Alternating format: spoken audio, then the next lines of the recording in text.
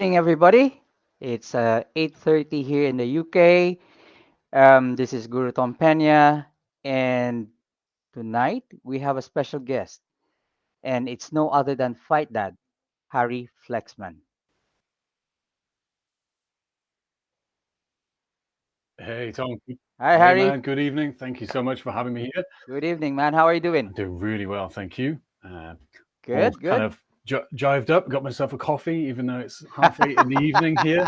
So I love the way you're promoting yourself, man. Coffee, fight I that. just Exactly. I need like a banner in the background. Yeah, That's the true. next level, isn't it? Right.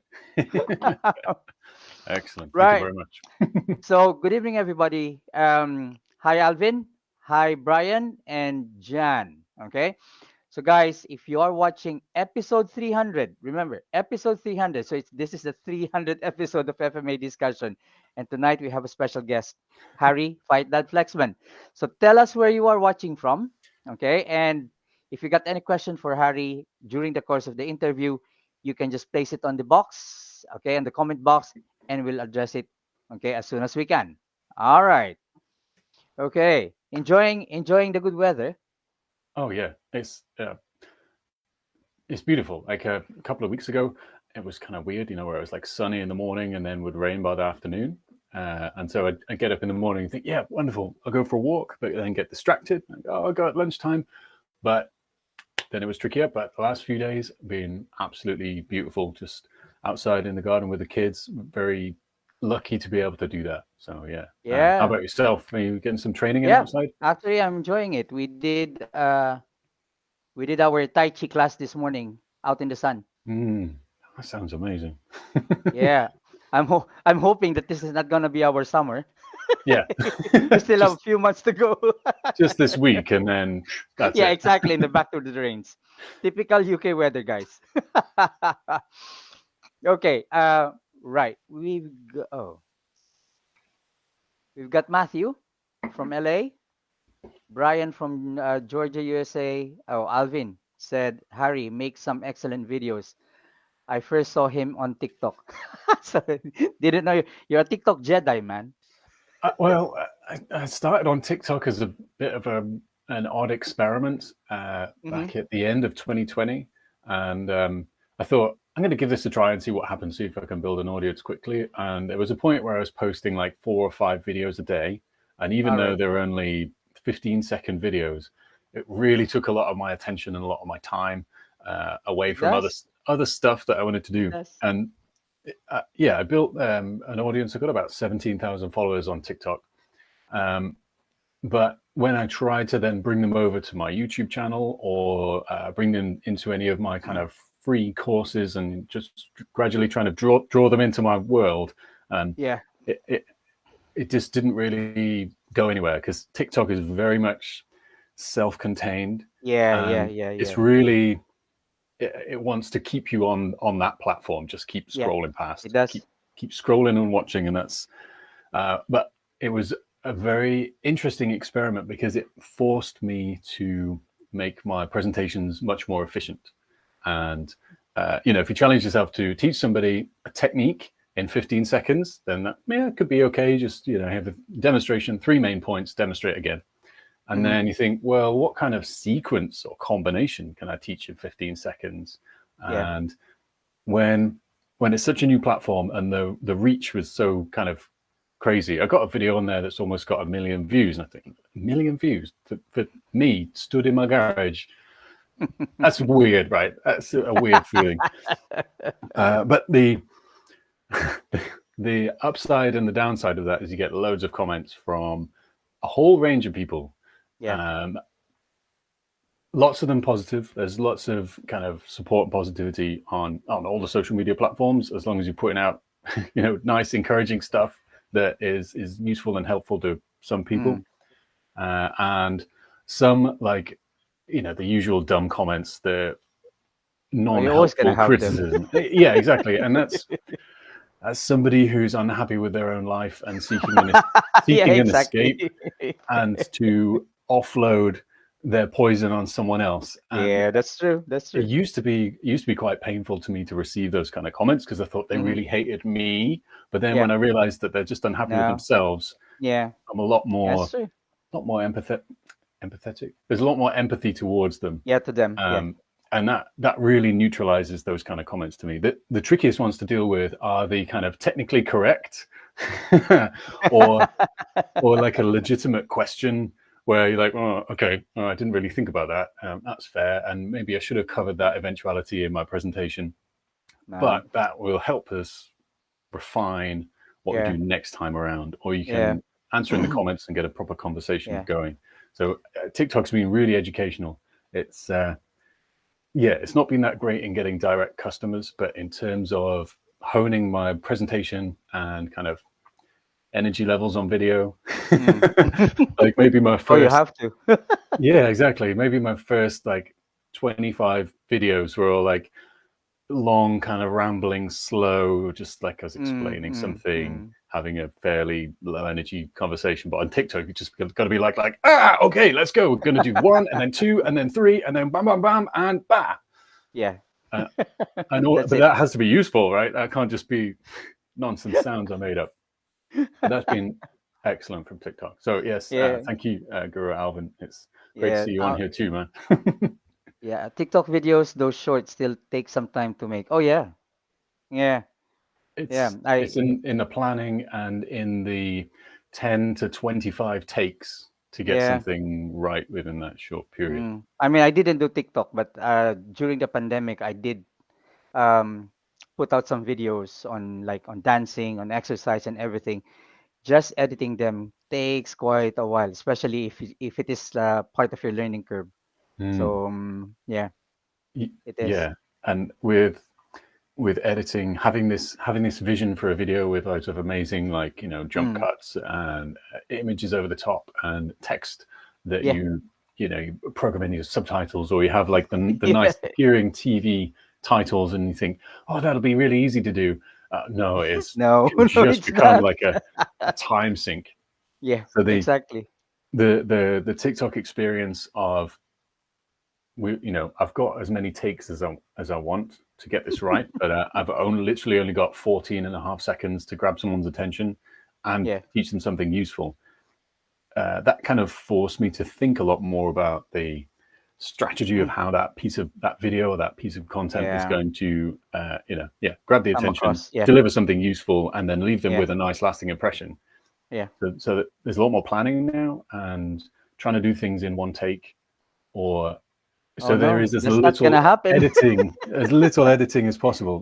Not like the first take, but in Yeah. one single take, rather than being like, well, I can take the first 5 seconds from this one, and then the next 3 seconds from this one, and like splice it together. That Splice is them together. Yeah. massively labor intensive. Oh yeah. So thinking about the ways to reduce the editing is.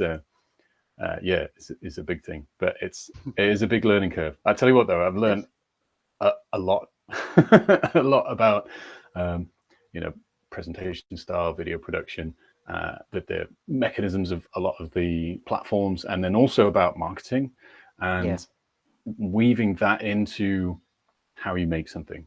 Hmm. And that's yeah. And if anybody wants to ask anything more about that, I'm always open to a conversation on that. It's Yeah, I think it's one of the things that we can actually like discuss tonight. mm, It's basically part of you being fight dad, yeah, of course. isn't it? It's not just the martial arts skills that you've got, but it's you managing to actually also help other people when it comes to doing all those stuff. So yeah. Um yeah, Frederick is here. Hi, Tom Edison Peña, aka Tom the Tangoing and Interviewing Machine Peña. I like these titles, man. And Harry Flexman, aka the Khaleesi Grand Bath Machine Flexman, watching from Ex- Surrey. Excellent to see you, yours truly. Very happy to have Yeah. you. Okay, so let's start. Okay, so last night you already alluded to like your how you started with your FMA. Oh, no, martial arts journey. and FMA journey. So maybe we can dwell on it with more details tonight, especially your journey with Matt Phoenix. Hmm. Yeah, with Matt and also with Sikaran. Okay, before we that, Ryan, interesting points, bro. I've never considered the value of making short videos. I can totally see how this could positively impact your teaching and presentation skills. Ryan runs an excellent martial arts school in my town. So traditionally, I would have seen him as a rival, but but we like each other, and so we try and help each other out. And so awesome that you're here, Ryan, man. Um, yeah, those short videos, they force you to plan what you're going to say and be really efficient and effective Yeah. with words and actions together. Mm. And that's, yeah, when you apply that to teaching a technique in a class, then it's almost like the same thing. So you give a 15-second preview and you go, here's what it looks like. And then here's the main three. And then after that, you have the time to break it down. So, yeah, simple. Just do that. um, We're gonna talk about that a little bit more later, Ryan. So let's reserve that for later. Okay, okay, so yeah, excellent. um, martial arts FMA. What inspired you? What pushed you into learning martial arts or FMA? It was definitely a push to start martial arts in the beginning, and we talked about this a little bit yesterday. Yeah. So I try not to repeat myself too much, but I was bullied pretty badly as a kid in secondary school, in particular, and then also A level, so like 16 to 18 Mm-hmm. Mm-hmm. age, and that kind of never really left me, even though the physical element of bullying went down after middle of secondary school. So the psychological parts of the bullying and then the ongoing effect of how I really felt about myself and thought about myself, that self-image and self-esteem was just like rock bottom. And uh, there were a few kind of events happening when I was about 19 or so, when Mm-hmm. I was like really having a bad time. And one of my wasn't even really a friend of mine at the time, but he might be listening to this. So Keith Scott, you're an absolute freaking legend, mate. You changed my life. He he um, he said to me, he was like, "Mate, you seem pretty miserable. Do you want to come climbing with me?" And it's like, why would I want to do that? He said, "Well, if you're halfway up a climbing wall, you can't think about anything else but holding on." I was like, "Okay, sweet. Let's try that." But the climbing wall was closed, and then he kind of Mm-hmm. looked around. And he's like, "Oh, there's a capoeira class just next door, and I know the instructor of capoeira, the Brazilian dance fighting art. Yeah. Yeah. Let's go and do that." And it was like the craziest workout I'd ever done. You know, I was sore on every single muscle in my body for a couple of days afterwards, and I thought, this is a new way of being. This is a new way of doing me. I could now see like an expansive future rather than Yeah. a future that was contracting to a point that was then going to disappear. And so I trained capoeira for kind of maybe 8-9 months. Mm-hmm. Um, I went to a heavy metal festival in Germany, All Wacken right. Festival. Yes, really amazing place. We don't have to talk about heavy metal too much, but it's a big part of me as well. But and I was in the crowd and I fell over and broke my wrist because I misjudged how far away the ground was. It was like undulating and stuff. And then I got my wrist kind of put in a cast in the German hospital. They were very efficient and fast and clean and friendly. And Yeah. the kind of attending nurse came out to me afterwards. She said, "I'm very very sorry, but you're going to have to pay." And I was thinking, Oh. what's this going to be? And she's like, it it's €1.25. Is that okay? And I was like, yes, yes, you sorted me out. One euro 25. I can go back to the hospital now. And that was under the European health card thing. Yeah, yeah, yeah, yeah, yeah, Yeah, yeah, yeah. I think When there's we like a were when we were still under Euro, European yeah, Union. I think there's like a worldwide scheme which is similar but not quite as good anymore. But I got my wrist all fixed up, went back to the festival. It was great. And there was just a little moment where, because it was my right wrist and I'm right-handed, there was a little moment when I was sat in the portable toilet at the German festival. This Mm-hmm. festival with like thousands of hairy bikers and metalheads, and like drinking beer for a week and like eating it, basically just like meat and sleeping on the floor and in tents. And All right. the portable toilets were not the most cleanly, like not the cleanest toilets I've ever been in. And I was like, okay, that was actually definitely needed that. And I was like, oh wow, there's toilet roll. We're all good here. And then I looked and I was like, I'm gonna have to learn how to use my left hand. We're all good. So there was a steep learning curve there. Anyway, enough about portable toilets at a German metal festival. When I got back home, and the cast had come off and my wrist was recovering, I couldn't quite do like a handstand or a cartwheel or Yeah. a push-up with my hand on the Yeah. ground, but I could do knuckle push-up because my wrist was like aligned in a straight Mm. line. So there was Yeah. me Yeah. wanting to get back to capoeira because I was missing the combative elements to it. But I was like, I can probably punch. Let's find a boxing class. Mm. And I, searched for boxing near me, and I found this Thai boxing. And I was like, probably the same, isn't it? I'll just show up there and see what happens. And I went along to Thai boxing and fell in love with the brutality of hitting things incredibly hard. And yeah, like that level of contact sparring rather than the capoeira level of contact sparring, which was a much more cooperative, flow Yeah. based. So trained Thai boxing for a while, then moved to Newcastle in the northeast, and found that Team Phoenix Martial Arts with Guru Matthew Teasdale taught Thai boxing. And I showed up there, really liked the atmosphere and really liked the people I trained with. And it was a good, hard Mm-hmm. kind of workout. And there was a good balance of interesting technique. And then it was pad work that was like sparring. So if you've done really good pad work, you'll know what I mean. It's not just like this static, Yeah. Yeah. Yeah. Yeah. holy combination. There was a lot of movement and a lot of responsiveness Yeah. that he'd trained his students to be able to deliver for each other, which is, I think, is a good sign of a good teacher.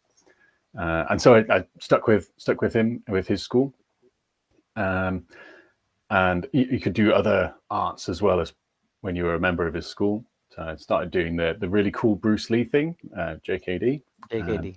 and it was Junfan JKD, which is the kind of Inasanto Baliki Teasdale lineage of Junfan as it was taught as a curriculum.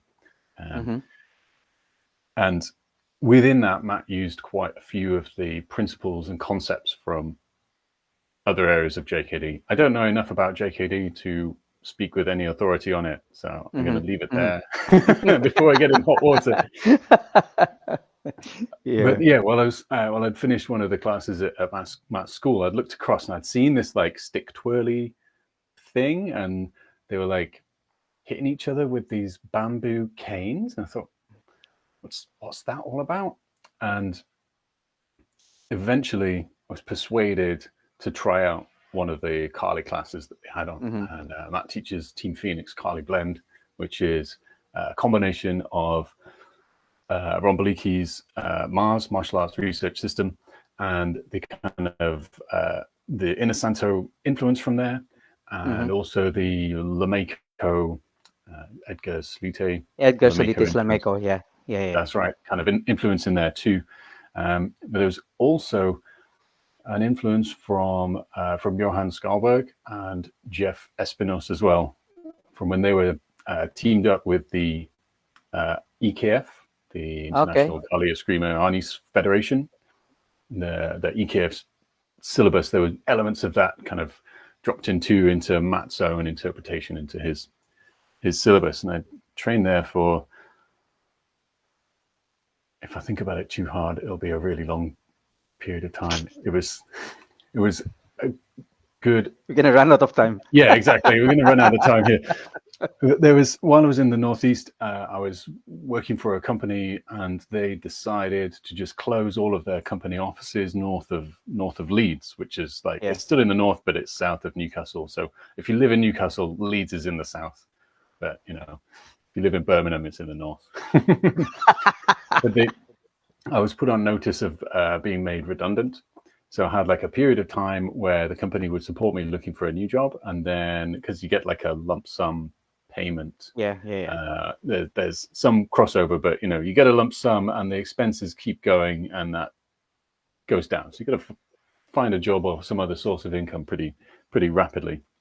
And there was an amazing like 6 month period where every morning I'd get up and I'd chase up all of the job application leads that I'd put in. I'd update my CV, my resume, apply for some more jobs, try and get one-on-one conversations with people who could potentially employ me, gradually Mm, expanding my circle of how far away I was mm, looking. mm, mm. And then from uh, about midday to about 9 p.m., I'd just go down and train at Matt's school. Months. Okay. Mm-hmm. So he and I would kind of train through the afternoon, and then I'd sweep the floor and clean the toilets, and then join in all of the classes in the evening, Yeah. Yeah. Yeah. and that just exploded my kind of understanding and ability, and observing him teach as well.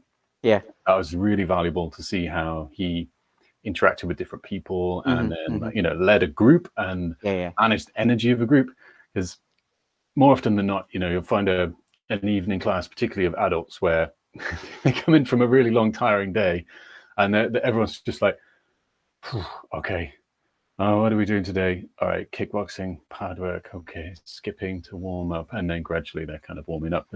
So that's the usual energy management of an adult Yeah. senior Yeah. class: is to bring everybody up and then do what you need to do.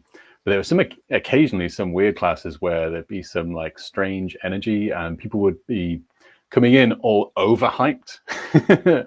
And Yeah. the thing that he'd have planned on the training rotation might well be sparring that evening, and he's like, Mm-hmm. Mm-hmm. I still want to do sparring, but I don't want everybody to end up injured. Yeah. So how are we going to either burn out some of this nervous Yeah. extra over the top energy, Yeah. or just bring everybody down just a touch Yeah. somehow? And the kind of tools and tactics he would use to do that, they could be things like a difficult warm-up that can help burn out energy, but then that you might find that people crash near the end of the class, and that's Mm, detrimental mm, potentially. mm. Or instead of having a warm-up where you kind of warm the body up and amp the energy up, you could have a warm-up that prepares you for the task ahead, because that's the real purpose of a Yeah. It's warm-up, more isn't it? focused.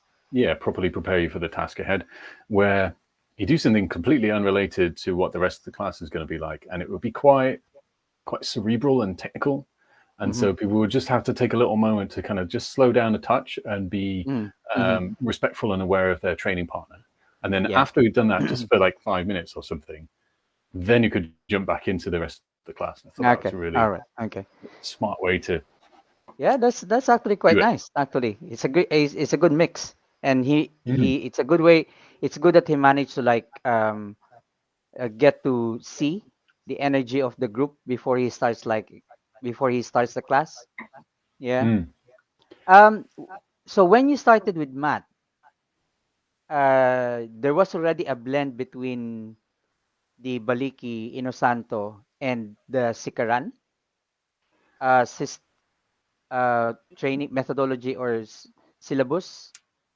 Yes, the syllabus with Matt, it was his own syllabus. Um, Okay.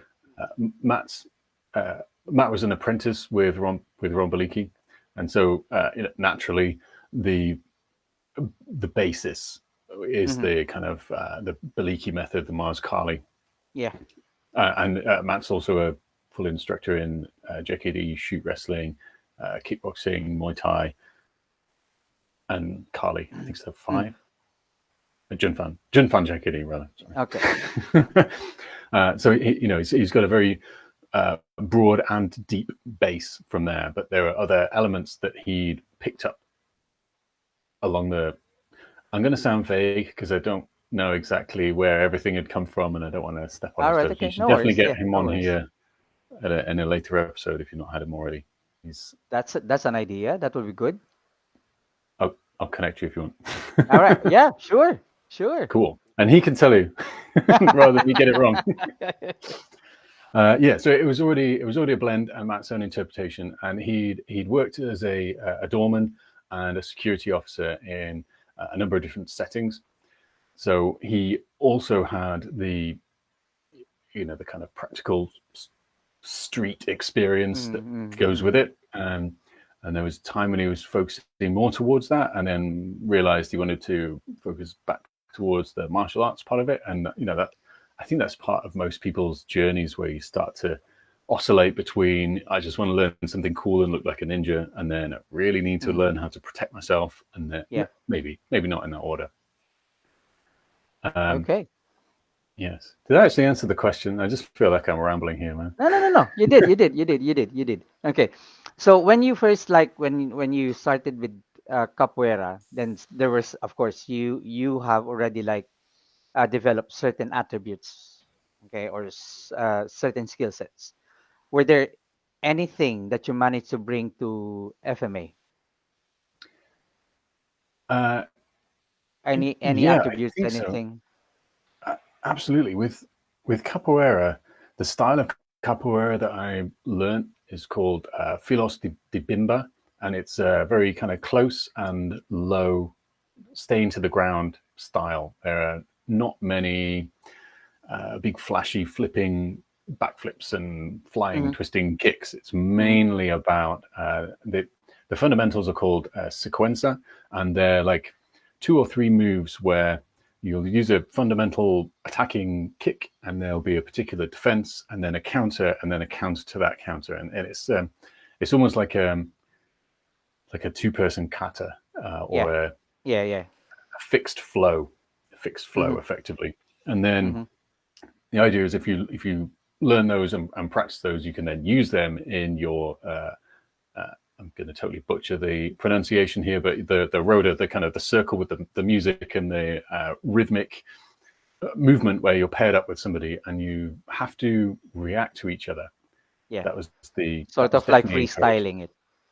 Yes, yeah, it's a freestyle flow between two people, and that element I see a lot of crossover between that and FMA. So any of the flow drills where you're past the point of breaking out of the base cycle of Yeah. the drill. Yeah. So if we Mm-hmm. take sombrado, the Yeah. sombrado drill, five count sombrado, 3 count sombrado, whichever one you want to have. So there's the base drill that you're taught, Mm-hmm. and breaking out from there when one person throws the wrong angle Yeah. or one person does the wrong defense and you end up in an unusual position, but then Yeah. getting back to the base drill, that kind of dealing with that in a smooth and fluid manner rather than kind of get stiff and resisting it and Panicking. trying to just like muscle your way back into Yeah. where you Yeah. should be. True. That's very capoeira, from my experience of capoeira Mm-hmm. anyway. Mm-hmm. So that I found to be super useful, and I still use some capoeira kicks in playful sparring, just to annoy my students sometimes. So It's like, where did that come from? he disappeared, but then he also kicked me. How did he do that? Ninja Yeah, skills. only slowly, and when there's a big skill gap, that makes it loads easier.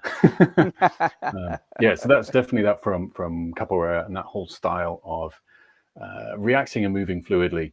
So rather than something having like momentum in a particular direction, and then you having to stop it and move it Mm-hmm. back in Yeah. either in the opposite direction or like bounce off in a Mm. different direction, is Different. Yeah. a lot smoother, more like you're curving where your strike would go. So I don't know. So you're trying to hit a moving target, Mm-hmm. then you can redirect more smoothly. More smoothly. Yeah. It's that kind of concept. I Okay. mean, I'm sure you can learn that through just doing FMA, but that was something that I think I came into FMA with already having a bit of an idea about how to do Mm, that. mm, mm. And it's also good that you have also experienced it from another art, because at one point it gives it makes it easier for you to embrace it from FMA standpoint because you already have like the concept in your mind. Oh yeah, this is how it's gonna go. Mm, Mm, yeah. exactly. And I almost had the opposite thing with Muay Thai, Mm-hmm. because Muay Thai is very much more about strong structure Mm-hmm. and hard shields, hard blocks, and hard attacks, and which is great. It's why I love Yeah, yeah, it. yeah, yeah, yeah, And there's that in FMA as well. yeah, So having those two things, like you say, from separate arts that then effectively combined mm, mm, uh, into the way that I like to practice FMA, because yeah. this is a tricky thing, right? Because I'm only ever talking from my own experience and opinion, the own my own lens of my own experience and my own opinion of the Why memories of not? my own lens of my own experience, right? So even if something comes out as being absolute, it's not. It's only true for me, right? Mm, And mm. it Eh, go, go, go.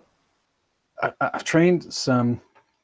I taught some a couple of people who come from a karate background and had only ever trained karate, and kind of they kind of didn't get the idea of like soft but firm, or they're like, which one is it? Is it hard style, or is it completely yielding? And I'm like, well, it's kind of a blend between them, and Yeah, depending on what's happening, and because they perhaps only had that single perspective, yeah, then it was and harder to pick up some of the softer elements. yeah. And likewise, I've trained some people who come from a Wing Chun background, and they were very good at the softer elements. And then I'm like, okay, and now you need to hit me really hard. And that kind of didn't happen. It's like, so you push off the ground with your foot, and you turn your hip and the shoulder goes forward, and then you link everything Mm-hmm. together and you squeeze your hands and you go like Mm, that. And they were soft all the time. And that was like only having the other perspective. So yeah, I'm just trying to count my own privileges, really. yeah. It's actually And good because I mean, um, uh, especially well, like with FMA, because I have a friend, um, who also practiced, let's say, an Inosanto blend, and the way they were trained, they were given like opportunities to progress and grow in different arts. So which is kind of good because it actually gives them a better, um a better way of embracing FMA. So to I think how your friend encouraged you to basically to try FMA, as you said it last night. It's similar to what how my friend described it to me. So yeah. Um so it's like you said. I mean, some people would have a their perspective is kind of limited to how they were like how they were like taught, how they were introduced to a particular art. mm, So but it doesn't mean that they have to stop there, but it does gives them a hard time crossing over to another concept. Yeah, and that's yeah, basically where coaching is yeah, important and teaching is important. exactly. And maybe it depends as well on how long you spent in that Mm, first art. Because yeah. I, um, I think I'd had like I say small amount of time, probably about a year each in Mm-hmm. capoeira, maybe a bit longer in Muay Thai, and maybe a little bit less in JKD All right. before I'd moved to FMA. And so it wasn't really enough to get any deep understanding. I was developing some of the attributes, Mm-hmm. um, but it wasn't like deeply ingrained in me. But then when I've then kind of joined FMA, Yeah. that's it. That's what I've stuck with now. So hopefully I got to a point where I have like an okay understanding of how all these bits fit together, and how they can be used, and how different ranges and energies and momentums and technical Yeah. can all work together. So it's like I was scratching the surface with capoeira, Muay Thai, JKD, and then those little scratches hang on, I'm going to totally mix my directions. Those little scratches have allowed me to dig deeper into FMA. No, not the small roots have allowed me to grow a big tree Yeah, of FMA. It, either way kind of works. And now I've mixed the two, it so there's works. no going back. Okay, before we carry on, we've got Terry Hoven from Stockton. Mark Black says, "Hi, Fight Dad Harry Flexman." Hey, Mark, good to John see you on Sodero Sunday, from man. Israel. And Jan said it's a Lego. Ask Harry about the Lego. Uh, The Lego. yes. Yeah, Yanov and I were at Gareth as well. Hey, Gareth, how you doing, man? Hi, Gareth. Yanov and I were at the Kali Sikaran summer camp a number of years ago, and it was the Saturday night celebration party. So my memory of the entire conversation is not 100% crystal clear, but the concept of Lego is what I was trying to chat through with Yanov, and he's come back to me several times saying it still makes sense and it's still making more sense, which is absolutely fantastic, man. And this was about how um, learning individual things is we just end up with like one Lego brick, and it doesn't Yep. necessarily relate to another one. Or even worse, you've got like a Duplo block, which is like one size with bigger Bigger. attaching Yeah. bits, and then you've Yeah. got like a Technic Lego thing, and then you've got like an axle from Mm, Meccano, and yeah. none of them quite fit together.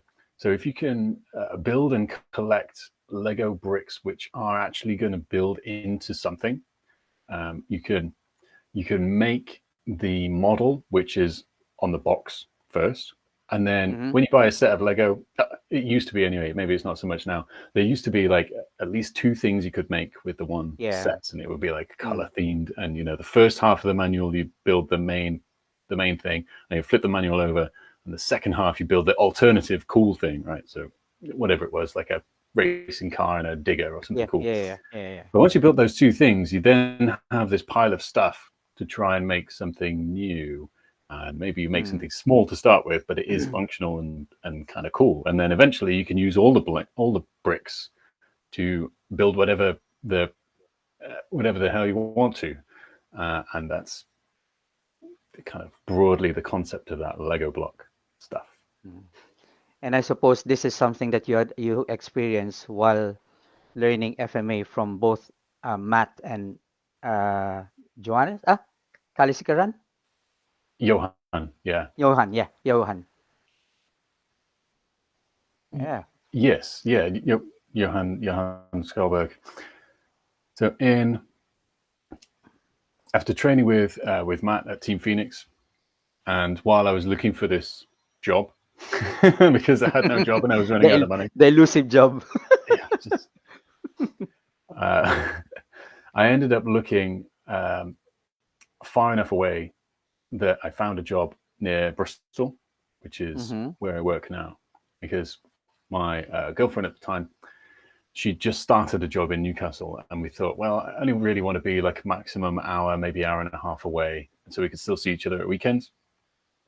And then after I'd exhausted that like radius of driving, I thought, I guess you could fly to Bristol, and Mm-hmm. it's like a 40-minute flight. So with a All right. transfer, it's like an hour and a half, and yeah, so I expanded my search and got a job in Bristol, starting like 3 days after I'd done the interview. So I had to like pack up my stuff into the back of my old beaten up car and drive down there and Okay. rent a room in some random guy's house. And he was like, "Oh well, yeah, it's great that you're interested. So when would you like to move in? In like a couple of weeks' time?" And I was like, "Today, today." And he was like, "Oh, uh, yeah, seems okay." And I was like, Christ for that. That's all right. Otherwise, I'd be sleeping in the car and going to work on the next morning. But that saw me move to Bristol and the southwest of the UK. I now live in Bath, which is right next door to it. And after I'd moved down, still closely in touch with Matt, and I would go back up to Newcastle at least twice a year for seminars, or All three, right. Okay. three times a year. And we would send each other like DVDs of us training, and me Mm-hmm. asking him questions and him demonstrating stuff. So Mm-hmm. even back in, when was that, 2009, 2010, we were kind of doing this remote video based learning, which Mm-hmm. is, yeah, kind of cool. And for a while, I was training with a guy that I met in the pub in the garage in the house I was renting. And I'd looked for other martial arts clubs around near me and tried out a good few of them. I found like a Muay Thai club that was okay, but the warm up was just a bit too tough for me. And I don't mind admitting that it was a really difficult body weight workout. It was just the warm up, and that was another lesson in teaching and running your own club, isn't it? That warm up needs to prepare each Mm. individual specifically for the task ahead. And for Yeah. me, it just completely wore me out. And like I was so All tired, I right. couldn't really think about what I was doing. Couldn't hold pads any good for anybody, Mm. and like, couldn't take in new information. But yeah, tried around a few different clubs. I found one that was a mixture of kind of self protection, close quarters. It's run by a guy called Dima, and his instructor is Adam Woodhouse, who I've now connected with on Facebook, and he lives nearby. So that's like bypass the Yeah. circle there. But at that club, he also had an ex USSR boxing champ, Islam Eltuyev, who is Mm-hmm. teaching boxing, Russian style boxing. All right. And that was amazing. He couldn't really speak very good English, but he didn't need to for the the instructional. He would kind of half like grunt and be like, "No, do like this," and it was it was really good, excellent fundamentals, and the classes were almost identical every time. And as a student, I didn't mind that because I could see I was actually getting better at the stuff we were doing, Yeah. and Mm. that was again another little lesson in coaching and Coaching. Yeah. how things could be arranged. And the other instructor that was at that club is Saeed Esmaili, who is a freestyle wrestling coach, and yeah, really amazing. He's coached several people in the Bellator MMA Championship, All right. and I think he's coached some of the. It might have been on the Britain's like Olympic wrestling, the prospects. I don't know if he coached any of Okay. the Olympic wrestling team, but he's an excellent wrestling coach. And part of his coaching style would be to quote Stoic philosophy to us while we were training. Um, I hope he doesn't mind me saying this. he, well, I don't know now. His kind of brand is infused. It's called infused, and it's infused wrestling and infused psychology. All right. So Okay. he does like self improvement psychology. And Ron Saturno, is this live? I don't have Yes, glasses. GM. This is Yes, live. it is live. It is live. It is live. um, Carry on, bro. yeah, so Saeed now has infused psychology and infused wrestling, and he really taught me like a lot of lessons about how to think about yourself and how to think Mm. about problems that we're facing and what's within our control, what's without our control, what we need to accept and what we need to challenge. And Yeah. often the things we need to challenge are our own perceptions of the stuff we need to Mm. accept.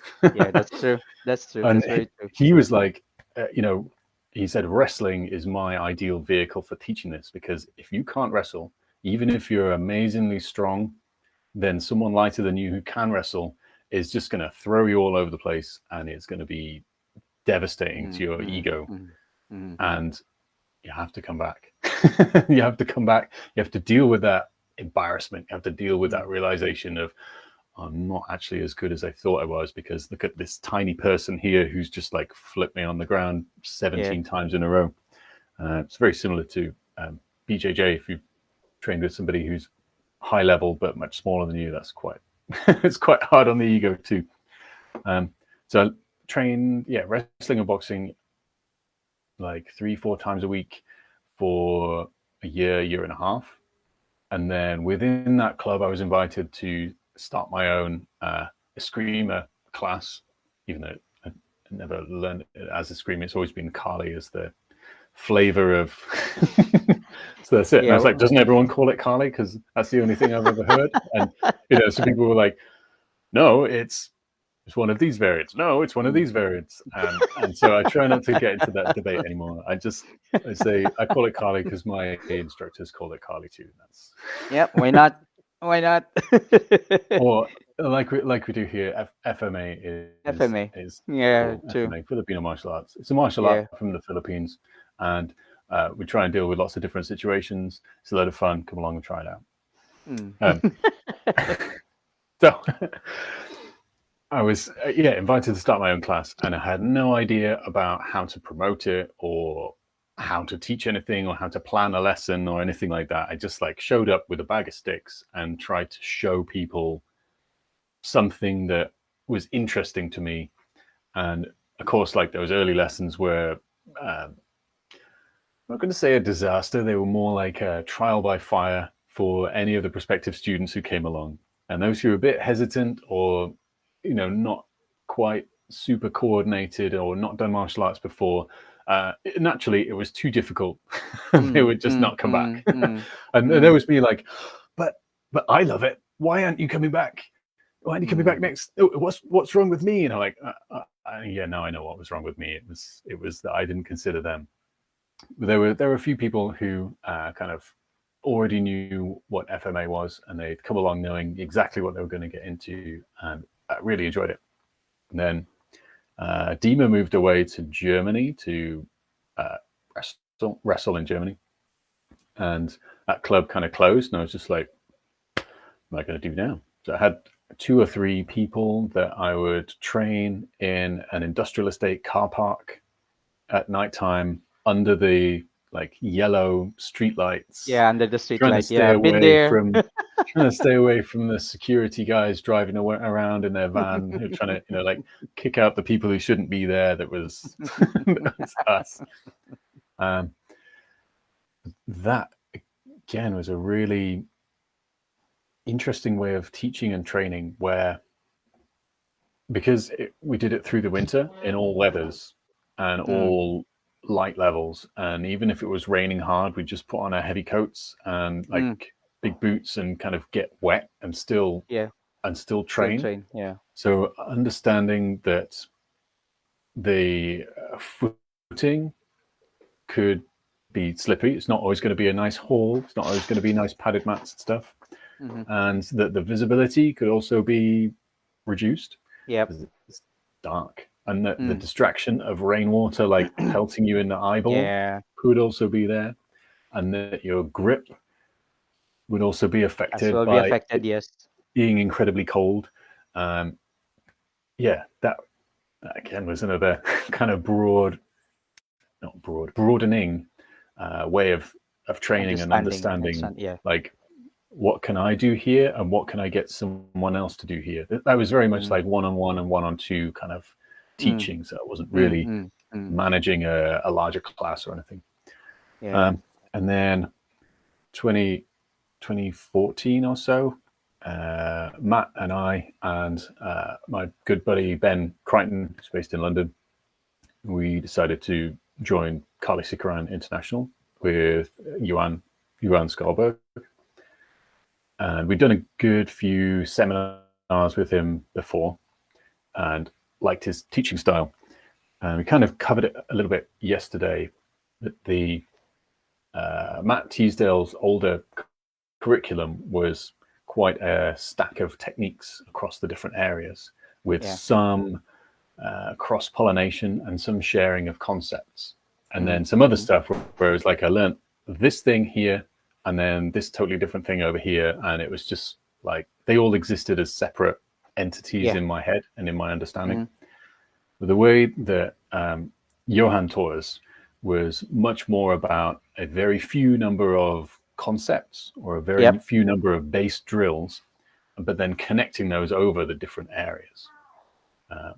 There were a Sinawali drill would have a double stick, a single stick, A single and a stick. spider dagger, an empty hands, Mm-hmm. a kind of a Palatukan range. There would be some element of grappling that you could use small parts of Sinawali from, Yeah. and that was much more about connecting things horizontally.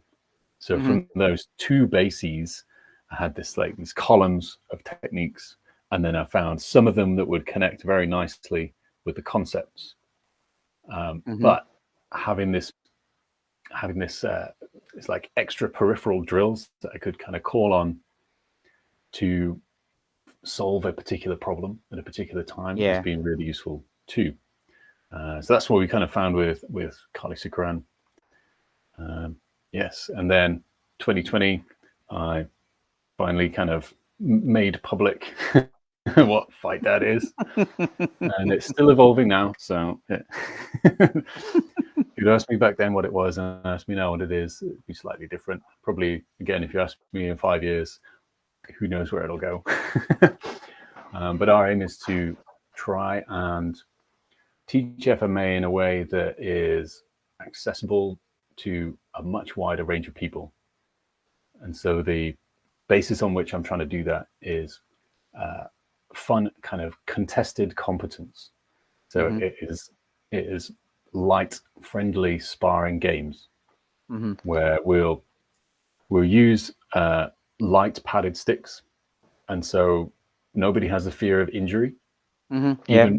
Even raw beginners, I try and get day one beginners to at least try hand sparring, and just push their comfort their comfort level just a little A bit, little bit, so they yes. can work out it's not actually that bad, and that was kind of fun. And I actually hit him once, so hey, there we go. And then through this, my aim is to massively broaden the base of people who get to try FMA Mm-hmm. and try it in a way which is, I don't see it as watered down. I still love like raw stick sparring. I still love complicated technical drills that sets my brain on fire. They're brilliant. I love them, but I've also tried to teach a lot of beginners that kind of stuff, and it just it just wipes them out. There's That's only a true. very That's few true. very few That's true. number of people who go, oh, this is me, this is my jam, I'm gonna stick with That's that. true. Yeah. And those are the people who are like very much like me already. Mm-hmm. And there's something else that needs to happen to that person before they can join in with that in a way which is productive. And Yeah. in wanting to broaden that base of people who try FMA, know what it is, know that it's fun, and they can do it, and it's not going to make them feel stupid, because Mm-hmm. who likes that? Showing up something new and you can't do it, and everyone else can do it, and Yeah. the instructor's like, "Come on, just try a bit harder." And I'm going to go back to that, am I? So trying to do it that way. I draw on all of the influences that I've had, which is those two main schools of Team Phoenix and Kali Sikran International. I'm forever grateful to Mm-hmm. both of my main instructors. Yeah. You guys freaking rock. And then I've got peripheral influences from all over the place. A lot Yeah. from wrestling, boxing, and Muay Thai, and a little bit from JKD, and then I've been to a bunch of different seminars and trained with some different instructors at camps and things like that. Not really enough to fully understand any part of their system, but just enough to either get a nugget of an idea or an unusual way of doing something, or a situation where something I knew already could also be applied. And I'm like, cool. Mm. There's a new little brain connection going on in there.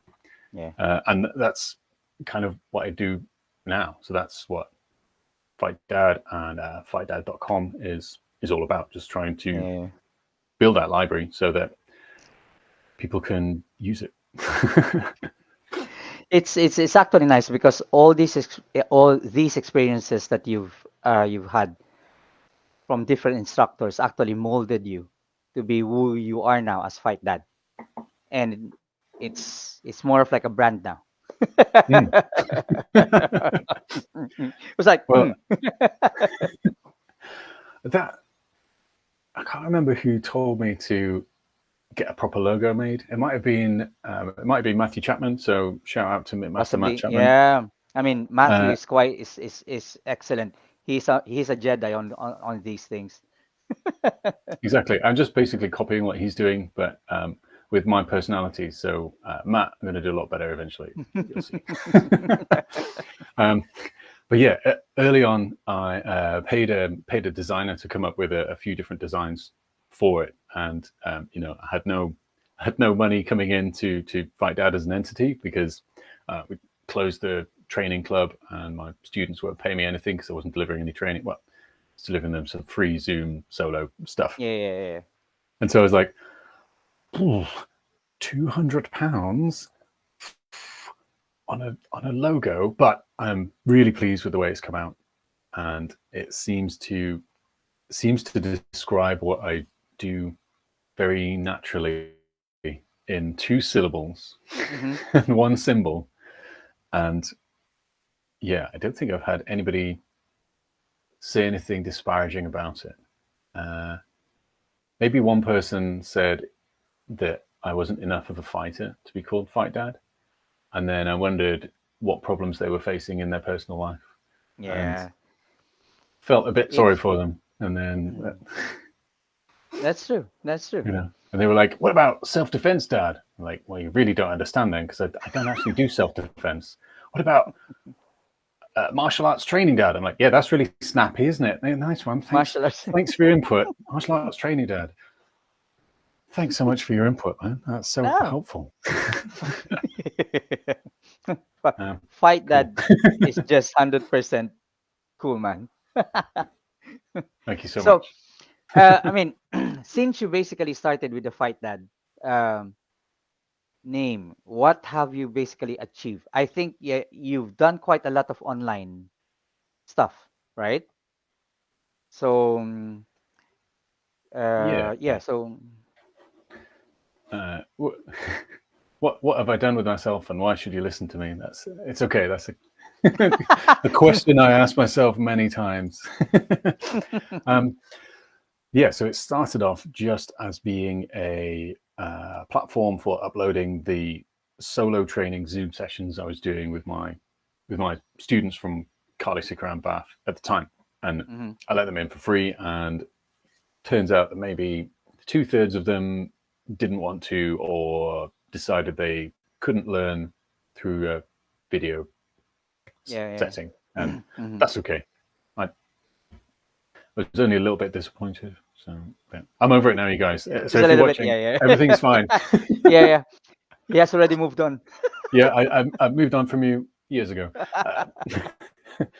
Uh, but yeah, it kind of it built up where I was doing these, because I was still lesson planning and planning out themes and trying to make sure that each individual session, we do like half an hour, 40 minutes per session. We do 2 of those back to back, once Yeah. or twice a week. And each one would have a topic area we were going to address, and an overall aim, or like 2 or 3 combinations I'd want to look at. Because Mhm. it's solo training, I try and build that into, it's more like guided shadow boxing Yeah. as Mm. the vehicle, Yeah. because there's only you have to know something already to do a proper visualization drill. So if you're doing like a partner drill but on your own, you really Mm. have to be able to visualize what the Yep. other person is Exactly. doing. Yeah.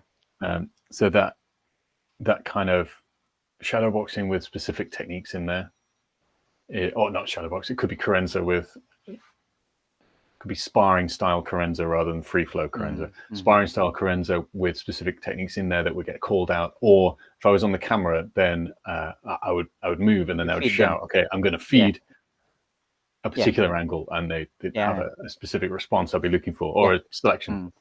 Yeah. And that worked pretty well. And then someone else was like, "Can you make a fitness program, please?" So like, yeah, cool, I'll make that. And I built a fitness program in there, and then I had some seminar footage with Matt Teasdale, and I kind of chucked that in there as well, and it became this library of stuff that you could use for solo training. And Mhm. I gradually upgraded my equipment, and so the quality of the video got better, and cleared out my garage. And so I think in the first video, I downloaded it the other day from 2 years ago. In the first video, there's like a bucket from a mini digger that was sorting out our garden at the time, and there's like a stack of bags of concrete, and there's like a broken bicycle in the other corner. And I was looking at that, and I was like, That is the view of a professional online business. Fantastic. Thank you so much. Well, what can I say? It's a journey, and we've improved over time. So Yeah, that's true. I'm happy with that.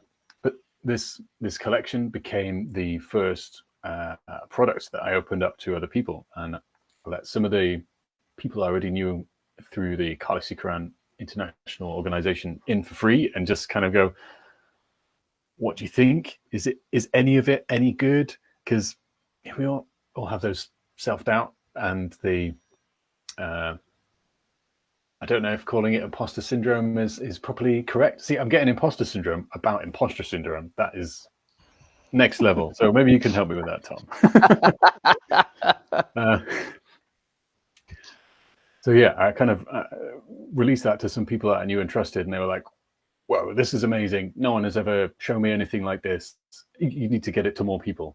And then I kind of tried putting it around a few people, and they were just like, it was free, so they would sign up, but then never look at it. And Mm-hmm. so, oh, okay.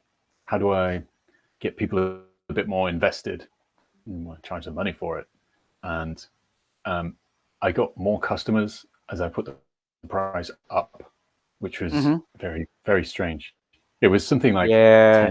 10 pounds, £9.99 for a long time. And I was trying to promote it around different people and be like, I made this. It'll probably really help you out because you're still in the middle of lockdown. And it's got this and this and this. It can be entertainment, or you can literally like work out along with me in the garage, or you can build your own fitness program thing. Yeah, let's go. And nobody wanted to buy it at that price. But then I put the price up, and more people wanted to buy it. So it's a really strange, It's it is strange. Yeah. it's a really strange relationship between price and perceived value. Yeah. But what that turned into was my first kind of online course. So now that I've made it, it's on my website and it sells itself, kind of a couple of copies every week, just on its own, and I don't have to do anything specific with that bit of information because it's there and that's already done. It's made. Mm-hmm. I do need to keep reminding people that they can go and get it if they want to. Well, plug it Still now. that, still that ongoing. I should have plugged it right at the start of the interview because more people would be watching that. You can do it now. You That can was do it foolish. now. Come Okay, on. cool. Come on. You can do it now. So fightdad.com is where you need to go, and I've got 6 full courses on there. There's a free one on solo stick fighting. There's and then there's paid ones. I've got one on FMA training that's solo. I've got a super simple knife defense program which uses like pads and belly pad, and it's quite alive and like action based. I've got a double stick program. It's called Dynamic Double Stick, and that will take you from never having swung 1 or 2 sticks before. That one's got like it's got like a whole instructor manual in there. So for me, I made 5 or 6 key points to go with each Mm-hmm. single drill, and then laid out some example lesson plans. So if you've got a brand new beginner, you'd be focusing on points 1 and 2 and Yeah. trying to get them to stand in the right way and move the left and the right hand at the right time. And then when you've got someone who's a bit more experienced, we're going to be looking at number 5, and that's more about dropping weight and rotating and all that kind of thing. So I wrote a whole instructor manual with that. We've also got Challenge 28, which is a 28-day fitness, mindset, and Filipino boxing program. That Mm-hmm. is 10 minutes every morning. There's a body weight workout and kind of shadow boxing, Filipino boxing style. You track your progress through the 28 days, and you have workout number 5 and workout number 20 are identical, and you time each one, and it's against the clock. And so you can then have your start measure and your end measure and calculate, look at your improvement over the 28 days. I've done that. I've done that live where a group of us go through it all together for 1 month. I've done that a couple of times. Now it's been really cool. And then it's into a thing that anyone can buy and join at any time and use it once or use it 10 times in a row because you change things about it. Mm-hmm. What else have I got on there? You can also click the button for merch and go to the merch store and buy some Cool. some cool Fight Dad stuff and represent. And if you do buy merch and you take a picture of it or yourself in it, and put it on social media and tag me, then I'll send you a discount coupon for 15% because it helps you, helps me, let's help each other. Awesome. Yeah, there you go, guys.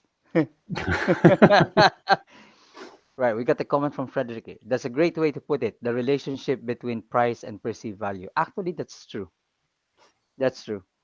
Even some of my friends who basically like sell stuff in eBay, when they put the prices down, nobody actually bats an eye on them. Bring them up, get sold. Yeah, and So there's a there's a strange like relationship between that pricing pressure, and then especially if you start to bring in the idea of discounts. So think mm, about Black Friday, right? Where yeah, and Cyber Monday, where everything is discounted. But then when you dig into it more deeply, potentially 3 months ago, the prices were all elevated already. gradually Yeah, over actually, that's time, true. That's true. ready That's for true. them to be reduced to what they were Yeah, 3 months ago. yeah, that's true. And because even though it's the same thing and it's the same price that it was, it actually sells better because the high price Mm, fixes that perceived value. yeah, It's an anchor. It's anchoring. It's what mm, it is. it's anchoring. Yeah, Fixes that perceived value, and then oh, I'm getting a discount. Love a discount. Yes, please. exactly. And it still affects me, even though I know about it. It still affects me. So that's yeah, super interesting.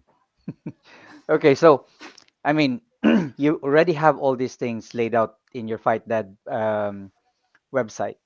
Okay, what are basically your plans in the future? Um, uh, Lots of things, Tom. Lots of things. How far ahead Where do do you we want to look? start? Oh yeah, where do we start?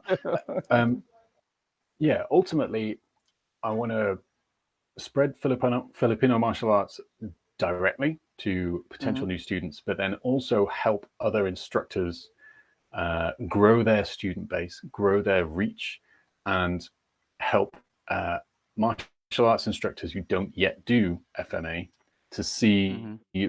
how much fun it is and potentially plug that into their school. And those three pillars are my broad plan of trying to increase, broaden that pool of people who, from there, we can get these, the super interested, like FMA nerds like me. And Hmm. then from there, we can hone them into high level instructors like yourself and everyone else who's been on this podcast. And then, you know, from that broader base, we can grow a higher pyramid. And that's the overall plan. So in terms of actual mechanics, I want to build more resources that are for instructors. And the first set of that is most likely going to be around things like lesson plans and how I long term plan lessons where, each week kind of feeds into the next week. But at the same time, you could have dropped out for 2 weeks and come back and not miss out. There's an ongoing theme, but they're not prerequisite.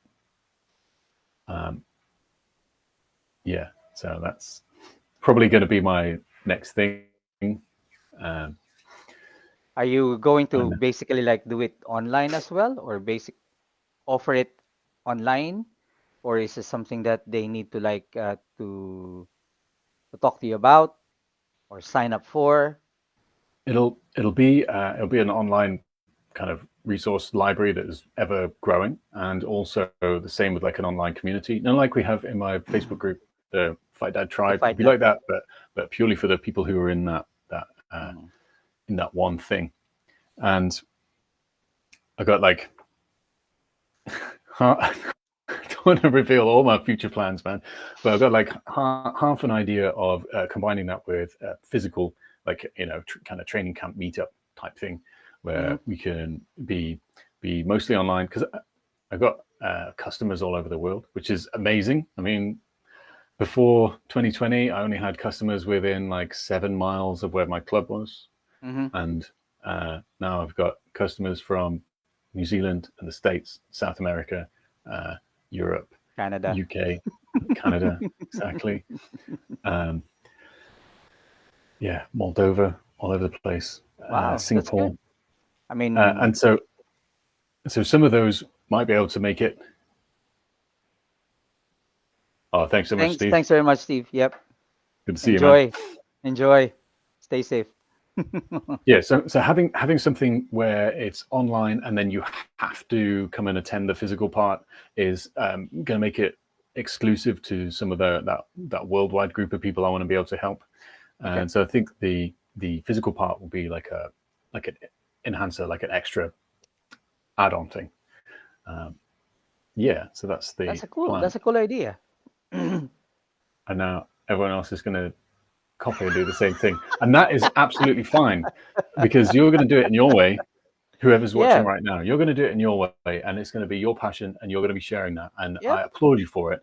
And if you actually want to do it, get in touch, and I will try and help you because to get it's a cheesy phrase, right? But the rising tide lifts all ships, but it's not a. Garrett Cross Thanks so basically much, Gareth. just posted Yeah, your website. thanks, Gareth. Much appreciated, man. Where can we meet? Fight Dad in 2022 summer camp. Stromstad. No, I'm not coming to No. summer camp this year. I'm afraid. Yeah, no. That's the attitude, Harry. Thanks so much, Matthew. But there's too much self-interest, and I know it's natural for humans to be self-interested, particularly when your livelihood and resources are threatened, or there's a perceived threat of that kind of thing. Your circle shrinks, doesn't it? When times are tough, the Yeah, circle yeah, really yeah. shrinks. But that's like the worst time for it to shrink. That's the time when it should be expanding. You need to build a longer table, not a higher wall. And it,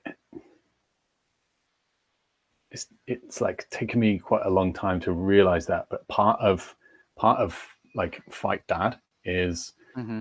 when you are a parent, you have to lead your kids by example because they'll That's very watch true. Yeah. what you do Yeah. and not what you just tell them to do. Mm. And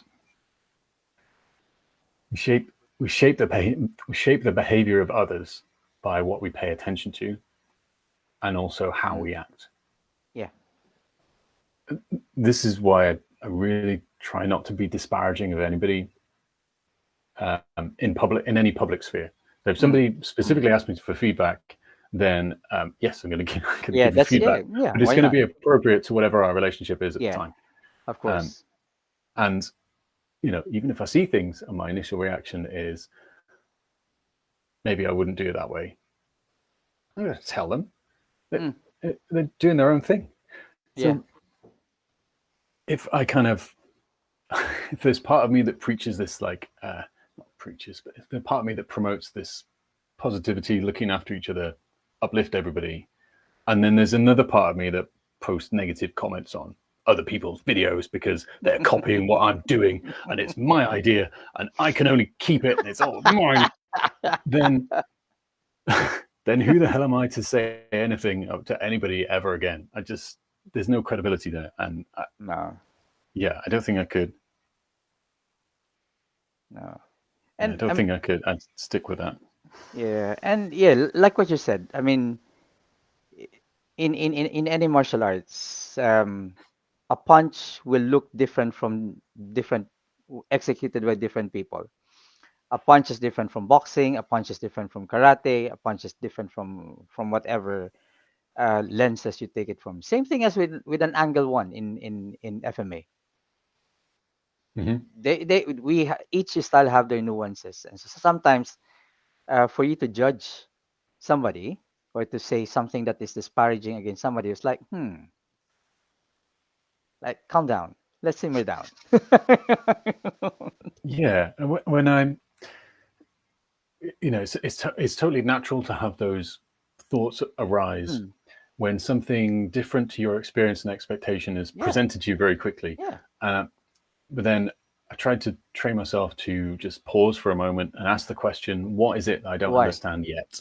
Exactly. Well, yeah, what do I not understand about this situation yet? Where's the Exactly. context? Where's the Hmm. uh, That's very true. how is it relevant? Hmm. And that yeah. So that kind of that element of fight dad, and how I think it applies to people who even aren't necessarily parents Mm-hmm. themselves, is that everybody is a leader to someone else, Mm. because even yourself, because you're affecting other people around you all the time by setting Yeah. an example of how they expect you to behave and react to different situations. So Mm. you're leading them to Yeah. their expectations of what you're going to do. Exactly. Yeah. And there's going to be some element where you have greater wisdom than someone else. Mm. I think across all areas, across all people rather, not all areas, Yeah. because Yeah. all Yeah. people. Yeah. There's going to be some area where you have slightly greater Of wisdom course. Yeah. than someone else, and Mm. in that instance, you're a father figure. You're a leader. You're Mm-hmm. an influencer, even though Yeah. that word now has connotations that Yeah. I don't Exactly. dislike. Right. um, so just being a bit conscious of that, I think, is an important way Yeah. to move forward and try and Exactly. lift us all. So Yeah.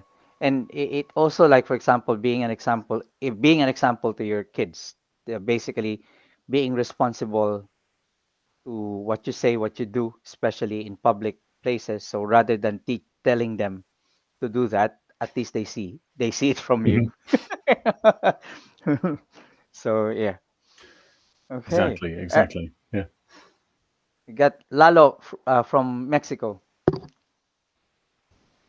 Hey, Lalo. Yeah.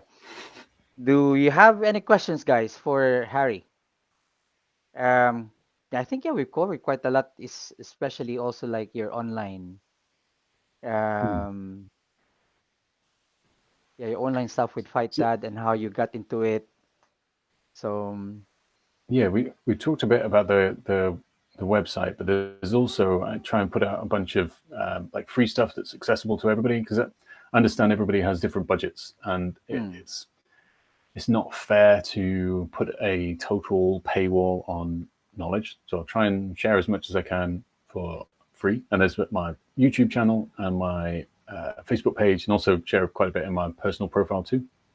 mm-hmm, Um, and then the kind of stuff that is a lot more connected, thought out, and integrated as a this is like a unit. This is a module. Um, because I put so much time, effort, thought, and training into that.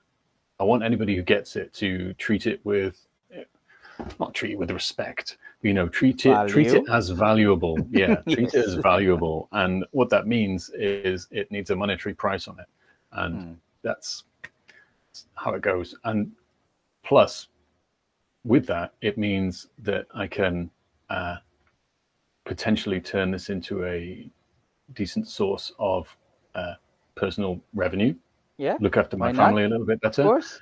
and Of have some course. more time to put even more into Yeah. it. So Materials. Yes. Mm, I know people who have their online business started as a side hustle, and it's now like 50% of their income. So they've gone part time at work. mm. And you and I both know Matthew Chapman, and he is Oh yeah. full time He's online. Yeah, he's phenomenal. he does really well with sales. Mm, So I know it's possible, and means I can do it too. yep. Yeah, Nice. that's part of the plan too. Telling you all the secrets, man. Well, actually, it's same with me. I'm trying to get into it. Yeah. Excellent. Okay, So let's talk about it more yeah, offline if you we'll want to. do. Yeah, over a cup of Fight Dad coffee. Good idea. Exactly.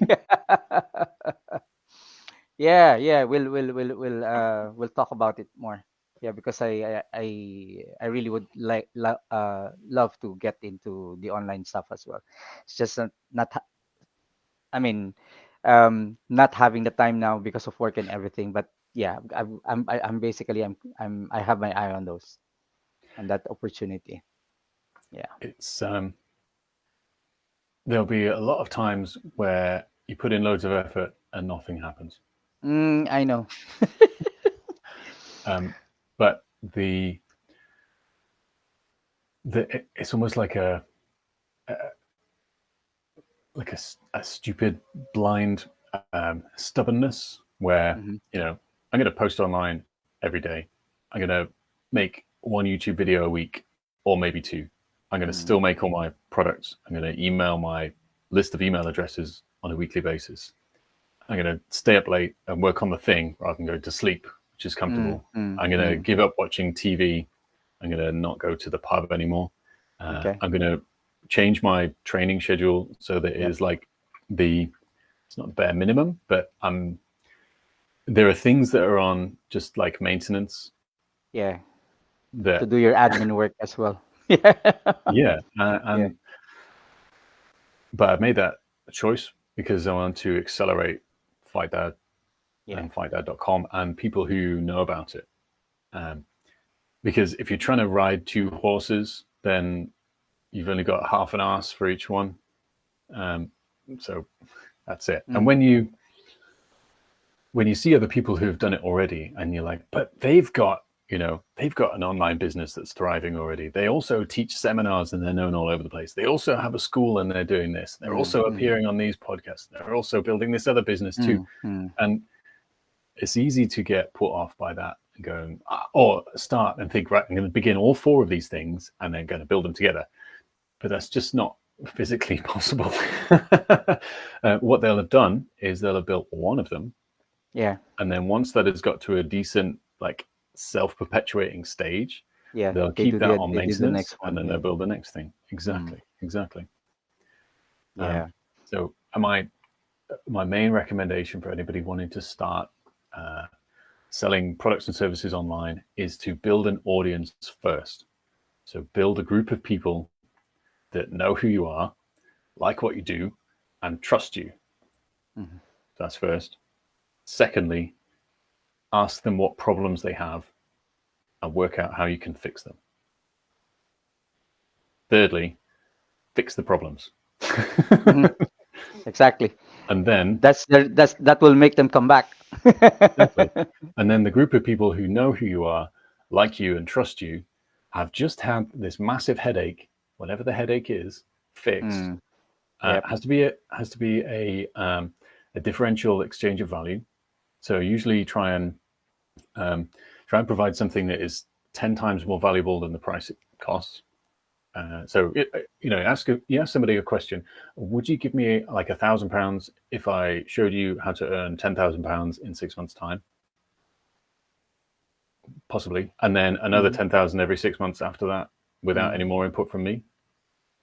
So that would be like a pretty good value exchange, Yeah. right? And obviously, start at a lower number if you want to, uh, or not, and that differentiated value exchange of what somebody's going to get from you as far as a service and an outcome, then you're going to fix their problem at an incredible rate of value, and they're going to Mm. be so happy about it, they're going to rave to other people, this is amazing, go do it. Audience Yeah. first, though. Audience first. That's actually a very valuable tip for everybody who's gonna go, who would like to start their online. So everybody who just heard that, you owe me some money, right? So £295, paypal.me/white dad. Let's go. No, of course. Well, I mean, it has been a very exciting interview with you, especially with your journey becoming an online instructor. Well, an online sensation. Fight that. Sensation? Really? This is the unusual thing because I've spent like the last 2 years mostly not interacting with many people, and Mhm. then last weekend was Kaizen Martial Oh Arts Expo, yeah, and yeah. as I was wandering around there, firstly I've met loads of people who I'd only met online before. I met them in person. That was really nice to be able to meet them and have a chat for real and get a nice picture and stuff. But then the strange thing was, people I didn't know came up to me and were like, "Whoa, Fight Dad, follow you online, amazing!" I was like, "That's a bit strange. Do I have fans now?"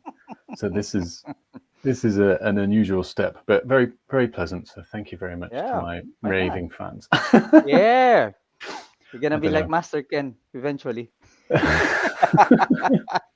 I really hope. I want you to promise me something, Tom. Is that if you ever see me lose the ability to laugh at myself or take the piss out of myself, then you know, find me and remind Yeah, me. virtual slap. That's the one. Remind me Yeah, of where I well, started. Right. That's. yeah. Yeah, and maybe like later this year or something, we can do something like a seminar. Yeah, I'd like that. That would Yeah, be cool. yeah, Definitely. that would be nice. See if we can persuade Jamie to host us. Oh yeah. Oh wow. Okay. Um, I don't know if you got guys if you got any more questions, but if not, um, we normally ask this to end to all our guests, Harry.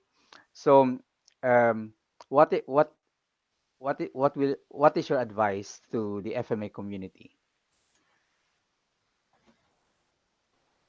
Um, who am I to advise the whole FMA community? Well, now your fight, Dad. um, I don't know. Keep sharing your passion.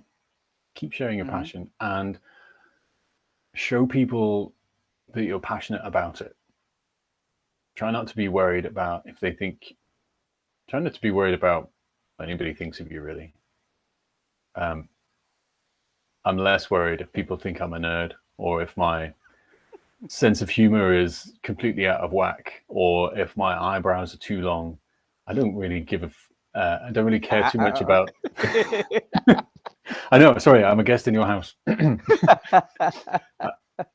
I don't. No, I don't you, care you're about that you're anymore. fine. I'm, and where that's come from is being happy about being me. It's not been an instant process. It's been an iteration over time, and part of that is like challenging yourself to put your true personality out in front of strangers, and then dealing with any negative comments you got back uh, yourself before Hmm. responding externally. And through that, you'll like it's like any exposure therapy. So if you're afraid of heights or something, Hmm. you stand on a step, it's probably okay. Stand on two steps, yeah, it's probably okay as well. Stand on three steps, maybe it's getting a bit wobbly. Okay, we'll come back tomorrow. We'll start at two steps and gradually build yourself up. So if you, um, this is actually a Stoic philosophy as well. If you gradually expose yourself to the inconsequential but negative utterings of people you don't know and people that you wouldn't pay for their advice, then it starts to not matter. And what that allows is you to truly release your true self. And then people can really see that there's no walls, there's no shell Hmm. anymore. There's no hard outer core, hard outer shell with a soft core inside. You bring that power inside of you, and so you have a soft shell but a hard core because you know who Yeah. you are, and eventually, I'm hoping I'm going to like who I am fully. I'm getting there. I'm getting there. It's a lot better than Oh, it was. A lot better yeah. than it was, and Wise it's something words. Wise words. like there was a time when I wouldn't even admit that to anybody, let alone live on an interview, and it's a thing to deal with. I'm not Yeah. ashamed of it. It's just what it is. Um, Mm, Happy to be it getting is what over it that. is. Yeah. So anyway, that's my advice to the No. FMA community: be you and be Yeah. flaming passionate about what you do. Yeah. Try not to worry what other people think because they don't matter. Yeah. Actually, that is very timely for the FMA community because with all of the things that are happening around, sometimes you tend to like be either overcautious or self-conscious or something. So because of some of the negativities that are happening around, some people start like just basically staying on the side and trying to basically not to get too involved or basically losing faith in themselves as well. So what you said is just very timely and it's very apt to basically to everybody who's listening. or who has joined us tonight, and hopefully also those who are going to be watching this telecast. I mean, this video via our FMA discussion YouTube channel. Mm. So yeah, on that note, thank you very much for coming, Thank you, for sir. being our guest. And it's a shame that Brian can't join us tonight. But yeah, yeah, thank you very much, Brian, for having basically suggesting Harry to be uh, interviewed. Okay, Yeah, thank you, Brian. Hooked us up, and that's been great. And thank you so much, Tom. I You're know. a wonderful host, man. Yeah, thank you very much. Okay, the exploration of self and passion is at the core of what we do. Then we have to inspire others to feel the same, make them and make the world a better place. Sorry for Yeah, Clive gets it. Clive, why not? Clive gets it, That's man. that's 100%, man. That's very true. And that's actually why we are teachers. That's why we are instructors. We aim basically to inspire others, isn't it? Mm, So absolutely. and we do it in various ways, by skills, by helping them, by reaching out. We do it in various ways. But that's basically one of the good thing about teaching, Yeah, and inspiring others. being encouraging as well about even about what might seem like the smallest thing, Mm-hmm. because you you never know, for someone to tell you something that they've been successful with, Mm. that might be a really huge thing for them, Yeah, even though exactly. on paper it might be just a tiny thing. Just be, Mm. be encouraging of people. Tell them well Yeah. done. Tell them Mm. that they're good enough. Tell Yeah. them that you appreciate them, and Yeah. they're worthy of love and happiness and success, however they measure that. Exactly. That's crucial. I think It's it's crucial. um, Yeah, and I think even as parents, that is crucial. Making sure that you basically tell your kids those, because otherwise they will grow up and they would feel that they're not good, and that's one of the reasons why a lot of people procrastinate because they always feel they're not good enough. yeah, not good So enough yeah, to achieve it. yeah, Is like a fear of successful achievement, mm, because exactly. it's either what's next or Mm, you complete a thing and that's not good enough. yeah. I, I've been learning a lot from um, like children's martial arts instructors, because Mm-hmm. I've never taught kids, and I don't have kids at my club, but I'm in quite a few groups and circles with children's martial arts instructors, and a lot of them are talking about like mat chats and games that they have, and how Mm-hmm. they need to think about their kids psychologically and make sure that they're building them up to be responsible adults, and Yeah. feel intrinsic motivation and a strong sense of self-worth and all that stuff. And I'm basically copying that into my adults class, and it's Mm, being phenomenal. And I'm also basically copying that into the way I am online, and people who like that are attracted to it, and mm, that's great, because I care about those people too, and that's how you find your tribe, I think. yeah. Um, That's true. That's true. So yep. I mean, you're very much correct, Clive. Okay.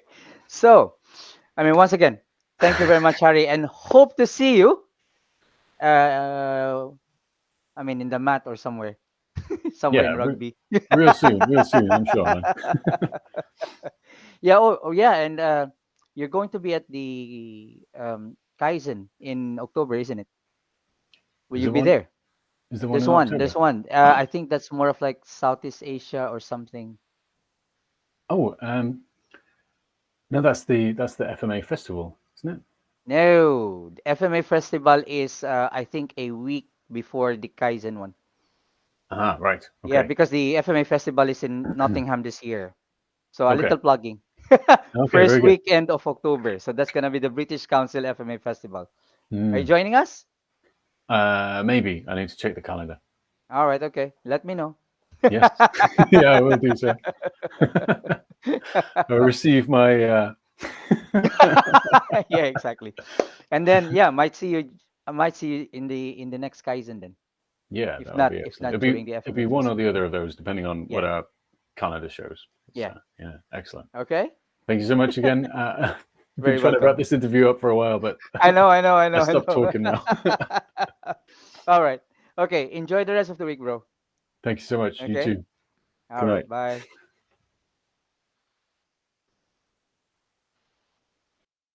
Right. So there you go, guys. Episode 300 with Harry Flexman.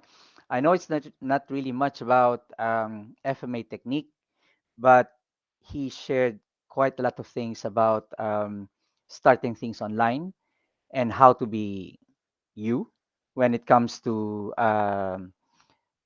teaching online stuff as well, and also how to break um, break through the borders of setting up online lessons. So I hope you found all the stuff that we discussed helpful. Actually, it it also helped me because as I mentioned earlier on, I would also like to get start. I would also like to start getting into um, making online materials as well. So talking to Harry now in also kind of like helped me. So once again, this is Guru Tom Pena for episode 300 of FMA discussion. And if you missed this, don't worry because Dean will be posting this interview at our YouTube channel, FMA Festival, FMA discussion at FMA Festival. And if you haven't subscribed yet, please do. Every every financial money or every monetary gain that we get from the channel goes to charities. So you'll basically helping us help other people. Okay. Enjoy the rest of the week. Bye.